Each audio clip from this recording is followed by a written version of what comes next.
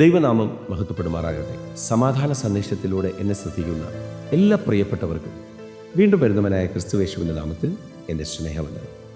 2 തെസ്സലോനിക്ക ലേഖനം 2-ാം അധ്യായം അതിൻ്റെ 3 മുതലുള്ള ഭാഗങ്ങളിൽ ആരും ഏതു വിധേനയും നിങ്ങളെ ചതിക്കരുത്.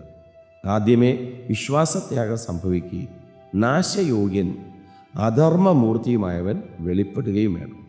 അവൻ ദൈവാലയത്തിൽ ഇരുന്നു കൊണ്ട് ദൈവമെന്ന് നടിച്ച് ദൈവമെന്നോ പൂജാവിഷയമെന്നോ പേരുള്ള സകലത്തിനു മീതെ തന്നെത്താൻ ഉയർത്തുന്ന എതിരാളി അത്രേ.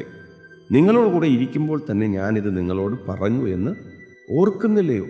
അവൻ സമയത്തിനു മുമ്പേ വെളിപ്പെടാതിരിക്കേണ്ടതിന് ഇപ്പോൾ തടുക്കുന്നത് എന്ത് എന്ന് നിങ്ങൾ അറിയുന്നു. അധർമ്മത്തിൻ്റെ മർമ്മം ഇപ്പോഴേ വ്യാപരിക്കുന്നുണ്ട്. ഇതുവരെ തടുക്കുന്നവൻ വഴിയിൽ നിന്ന് നീങ്ങിപ്പോക മാത്രം വേണം. അപ്പോസ്തലനായ പൗലോസ് പറയുകയാണ്, സാത്താന്യ മേഖല കർത്താവ് അനുവദിച്ചതാണ്, കർത്താവ് അനുവദിച്ചിരിക്കുന്നതാണ് സാത്താന്യ മേഖല. ഈ ലോകത്തിൻ്റെ പ്രഭുവായവൻ ഈ ഭൂമിയിലായിരിക്കുമ്പോൾ അവന് ചെയ്യാൻ പറ്റുന്ന പ്രവൃത്തികളൊക്കെ അവൻ ചെയ്യും. സഭയോട് പറയുകയാണ്, ഞാൻ നിങ്ങളോട് കൂടെ ഇരുന്നപ്പോൾ തന്നെ ഇത് നിങ്ങളെ അറിയിച്ചതാണല്ലോ. അവിടെ പറയുന്നു, അവൻ ദൈവാലയത്തിൽ ഇരുന്നു കൊണ്ട് ദൈവമെന്ന് നടിച്ച് ദൈവമെന്നോ പൂജാവിഷയമെന്നോ പേരുള്ള സകലത്തിനു മീതെ തന്നെത്താൻ ഉയർത്തുന്ന എതിരാളി അത്രേ. എന്നെ കേൾക്കുന്ന പ്രിയരെ, ഈ കാലഘട്ടത്തിൽ നമ്മൾ ഒത്തിരി ദൈവങ്ങളെ കാണാറുണ്ട്.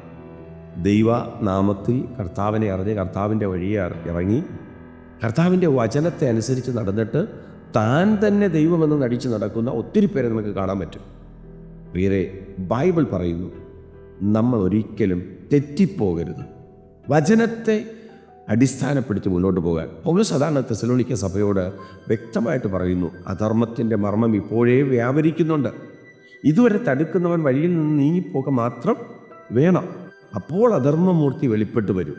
അവനെ കർത്താവായ യേശു തൻ്റെ വായിലെ ശ്വാസത്താൽ ഒടുക്കി തൻ്റെ പ്രത്യക്ഷതയുടെ പ്രഭാവത്തിൽ നശിപ്പിക്കും. അവനെ നശിപ്പിക്കുന്ന ഒരു ദിവസമുണ്ട്. അതുവരെയും അവനൂടെ കാണും. ഈ സന്ദേശം കേൾക്കുമ്പോൾ പ്രിയരെ, കർത്താവ് പറഞ്ഞൊരു കാര്യമുണ്ട്, പിശാചിൻ്റെ തന്ത്രങ്ങളിൽ നിങ്ങൾ കുടുങ്ങിപ്പോകരുത്. നമ്മുടെ കയ്യിൽ ദൈവത്തിൻ്റെ വചനം ഇരിക്കുമ്പോൾ, നമ്മുടെ ഉള്ളിൽ പരിശുദ്ധാത്മാവ് ഇരിക്കുമ്പോൾ അവൻ്റെ കയ്യിൽ ഒത്തിരി തന്ത്രങ്ങളാണ്. അവൻ അധർമ്മമൂർത്തി, അവൻ വ്യാപരിച്ചുകൊണ്ടേയിരിക്കും. എന്നാൽ കർത്താവ് തൻ്റെ വായിലെ ശ്വാസത്താൽ അവനെ നശിപ്പിക്കുന്നത് വരെ അവനിവിടെ കാണും.